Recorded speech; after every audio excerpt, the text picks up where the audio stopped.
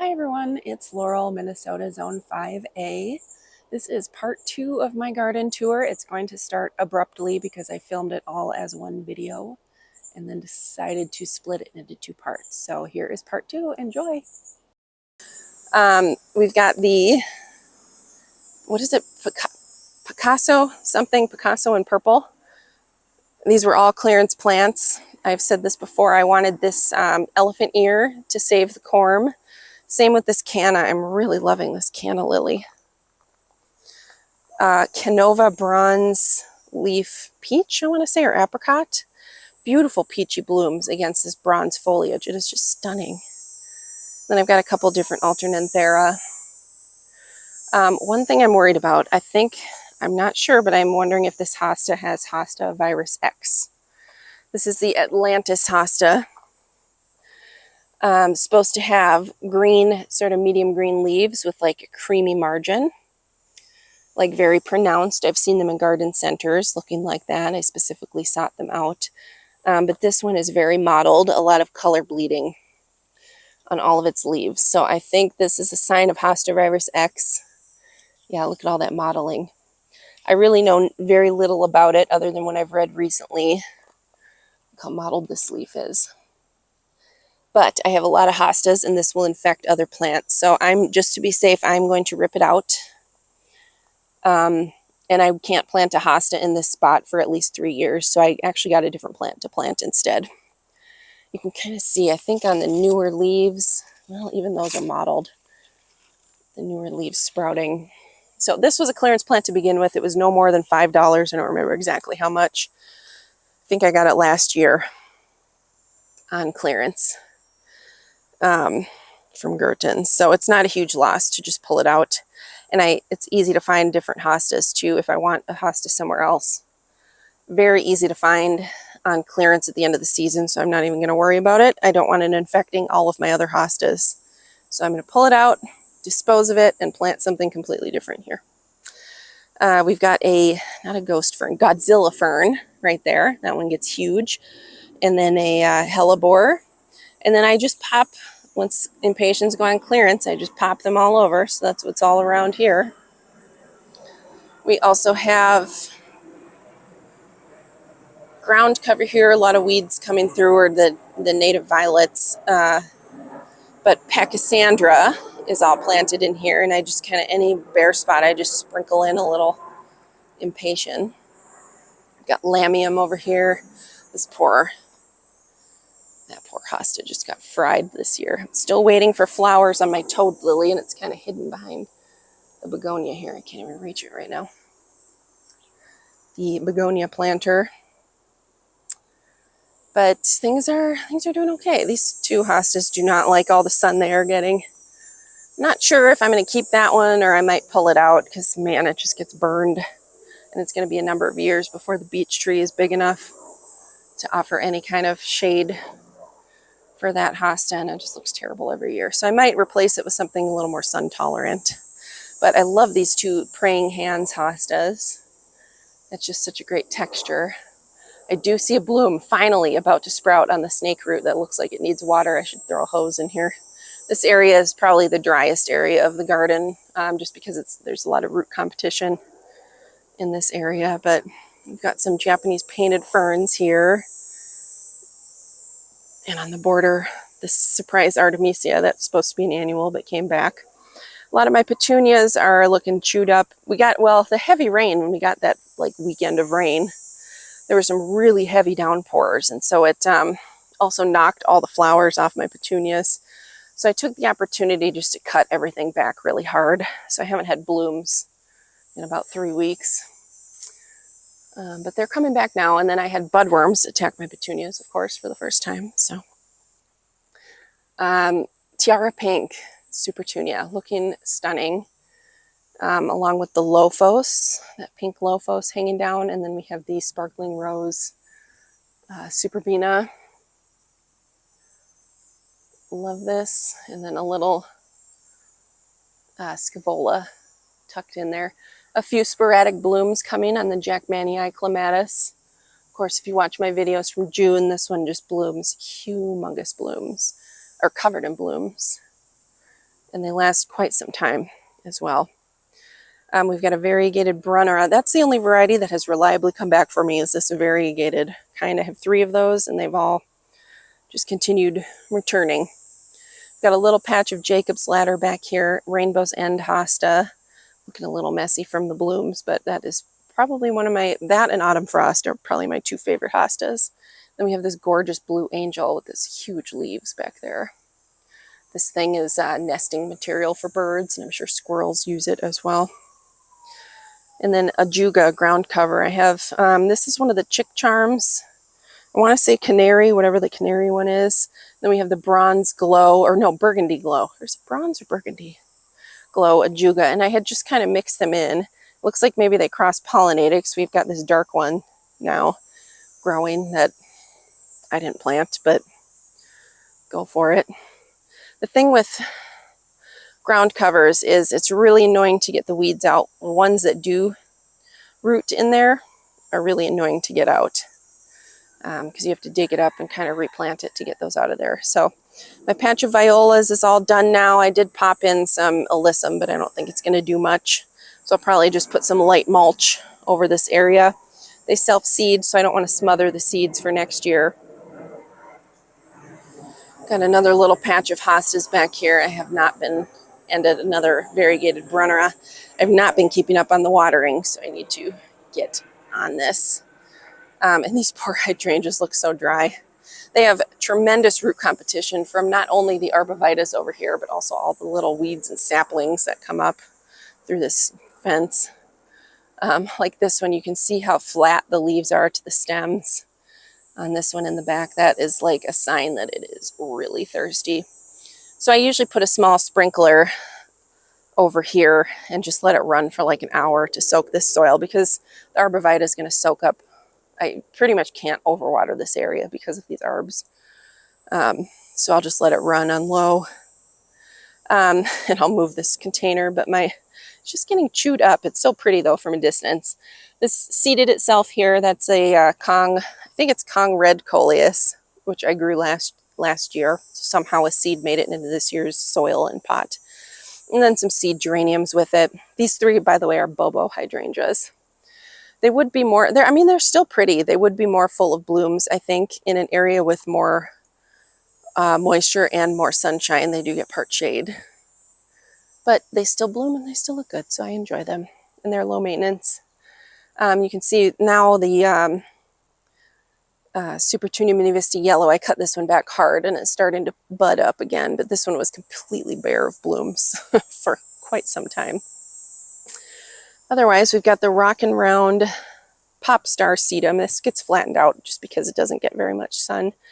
I moved that Raspberry Splash lungwort over here that had really curled up leaves, and all the new growth came out good. So I don't know what is up with that variety. Let me know if you've ever had issues with Raspberry Splash like that, because I've talked about this before. I have 2 of them. Both of them come out in the spring. One of them blooms beautifully. This one did not. It got all budded up and never opened a single bloom. And then the leaves get completely curled up. They're plenty. It's not a watering issue, like this.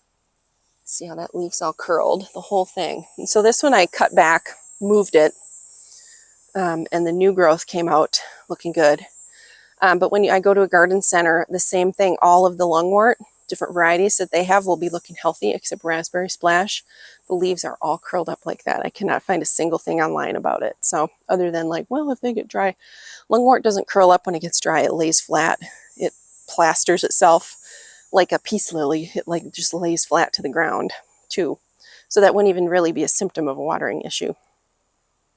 And this has been happening for 3-4 years, drought, rain, whatever we have.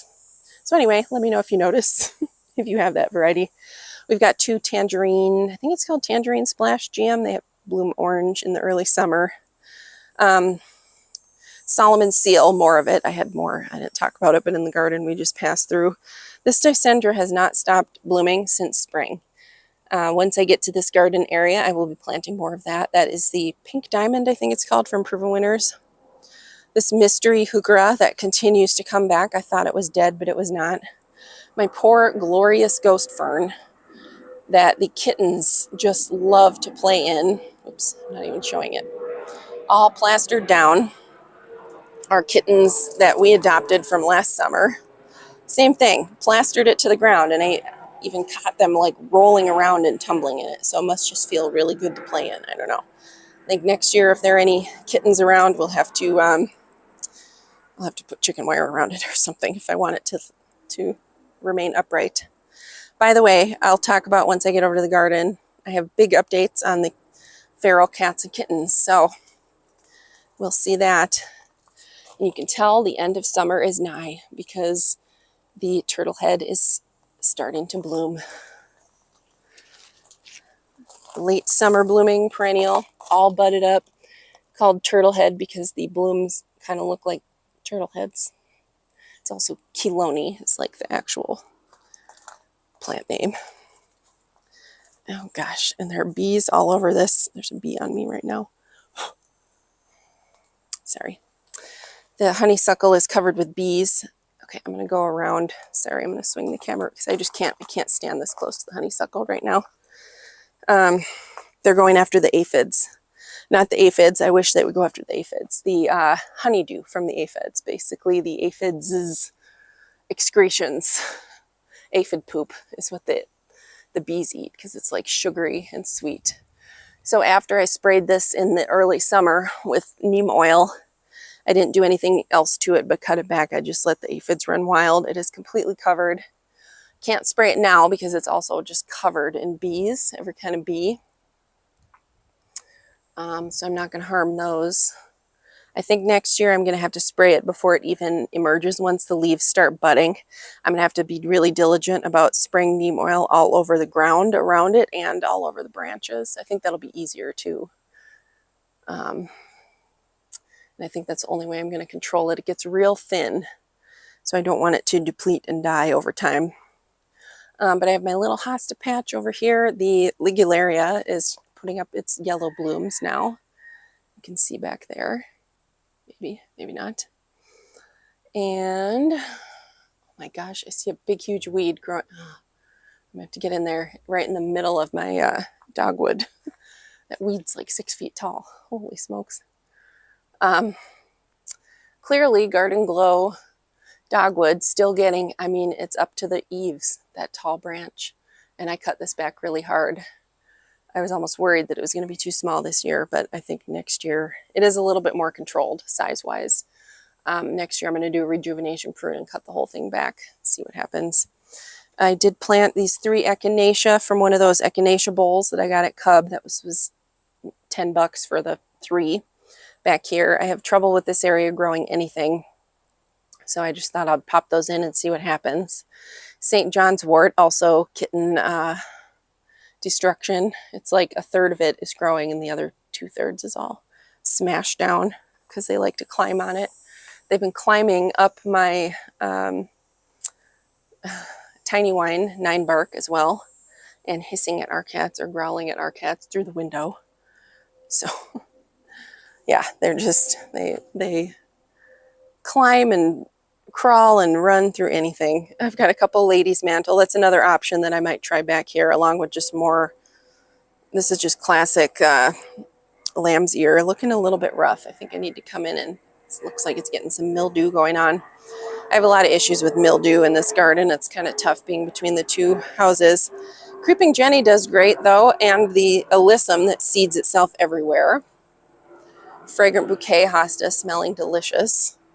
And then the American Gold Rush Rudbeckia is in full bloom. Love this. And then the Rock and Grow, is that what it's called? The Back and Black Sedum. I would love to get one of these. I love that sort of like bluish purple tinge to the leaves. So I would love to get one of those for the back garden as well. There is kitten destruction. This was all laid flat because they like to try and climb the stems until they then of course knock them over. So I put a ring around that one, although now they'll probably just try to climb the ring, but we'll see. We'll see. I'm not going to have time to do a container garden tour today. This is already getting really long. Just trying to show everything. So I'll do that maybe next week. But everything's doing great. This is what I got. This is called?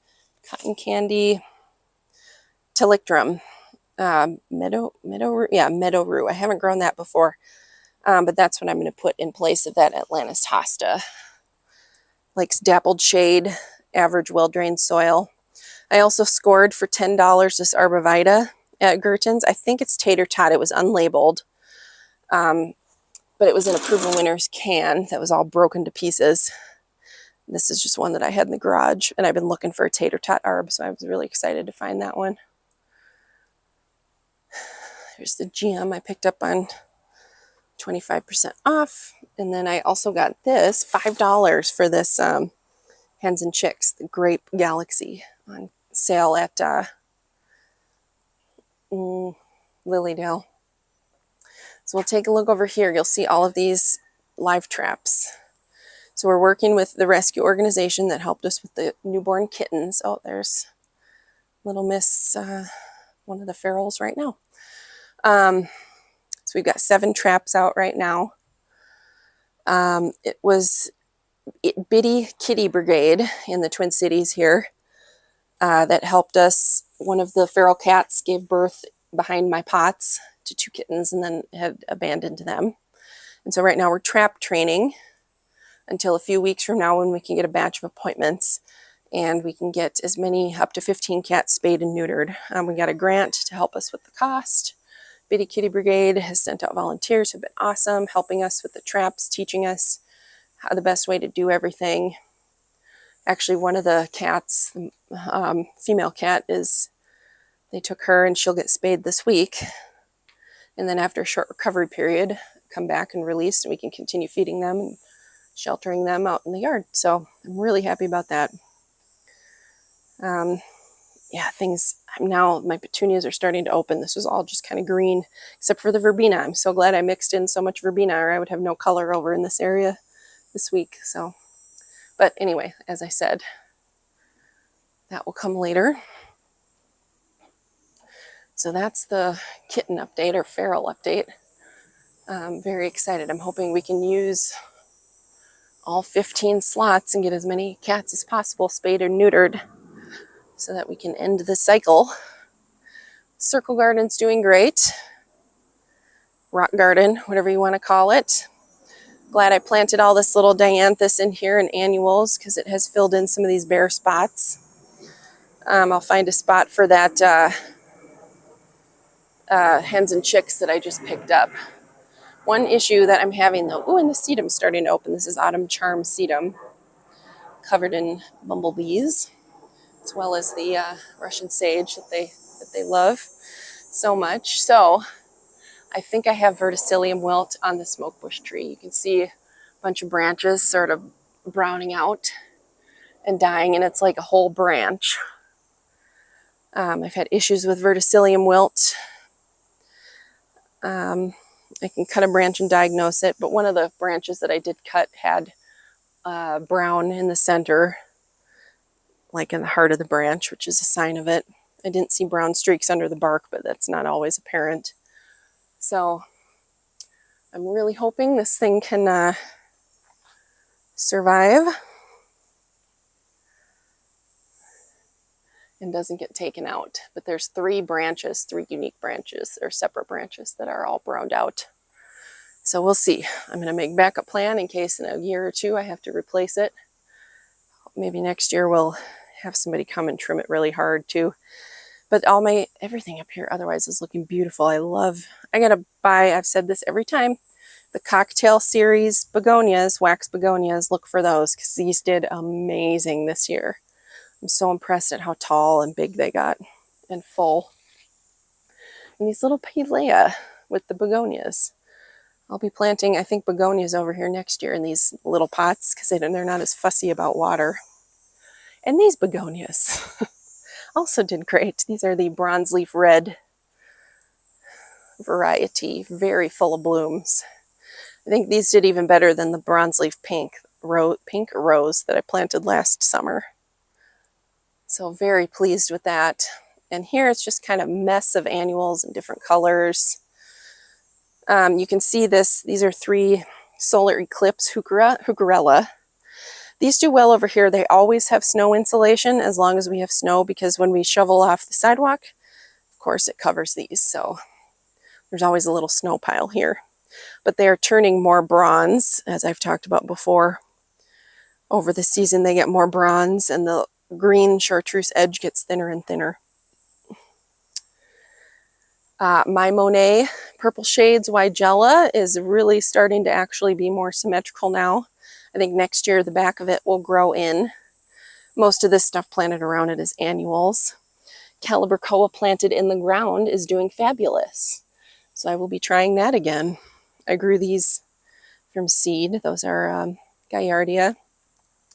And funnily, this salvia, this is the unplugged blue salvia from Proven Winners. I planted one in a pot and one in the ground. The one in the pot is huge, but the blooms on this one are so much more full of color than the one in the pot. So I think that's the way to go, maybe, is planting it in the ground.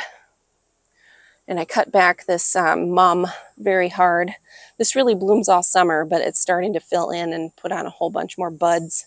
Also love this Mighty Mosaic Coleus. I'll be planting that. I've got one Brunera that somehow survives. Just a bunch of stuff back here. We've got two little quick-fire hydrangeas in pretty much full shade. I mean, they get sun in the morning, a little bit of sun early morning and late afternoon, and that is it. So very pleased with those. This garden's starting to shape up. All right, my battery died somewhere along there, and I have no idea where. So, little quick-fire. Oh, there's a bee buzzing me. Little quick-fire hydrangeas. Lots of annuals in here now. I will have less and less room for annuals as time goes on because the perennial things will fill in, such as this Artemisia that is mingling with the begonias that I planted. That will get very large. This is an annual salvia. That is the, it's that purple, rockin' purple, deep purple salvia from Proven Winners. I have bee balm behind it, some hellebore. There's a salvia. I did plant a whole bunch of snapdragons up here too. So those are blooming. We've got lemon jade sedum, two watermelon punch Calibrachoa planted in the ground, doing very well. A couple pentas. We've got opening act Pink Dot phlox. I have this Rudbeckia that seeded itself. It's annual that I grew last year. Don't remember the name. Maybe Indian Summer? I can't recall now. Along with some yellow echinacea up in this bed. I think I'm going to plant a couple of those other echinacea from my those pots that I got at Cub in here. I did finally trim back this yew. That was quite the job. I'm just cursing my own name for not buying a hedge trimmer this year. Maybe that'll be my Christmas gift to myself. Beautiful foliage on this Siberian iris. This is Caesar's brother. I did leave the seed heads to brown out, and I really like how they look. Looks like marsh grass or something. This planter, I'm finding that, yeah, here's a culprit right now. Look, just chewing away. They really, really like Senecio, those hoppers. So this has been just full of holes. Can't wait for this to turn all bronze, sort of caramel color. That's the String Theory Amsonia. Getting humongous. Glad I left plenty of space for it. And then I've got a whole row of Americana dark red geranium. Oops, I forgot to put my hose away. There's the hose. I just noticed it. You probably noticed it already. But I've got a bunch of heuchera in here. Another henna coleus. I did notice, so this one up here, see how this leaf is all cupped? I think that's a sign that there's been some drift from Roundup. So I have a feeling that maybe my next door neighbor or somebody else in the neighborhood is using Roundup, and it may be drifting over to this coleus. I'm not sure. But I know that's sort of weird. I picked off, every one of these was like cupped like that, the new growth. So I'm kind of wondering if that's what it was. Possibly.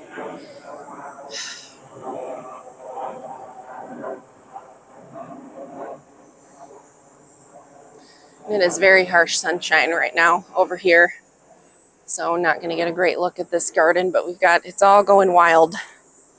Finally filled in this whole mix of plant. I got a few balsam that came up, enough of them to reseed.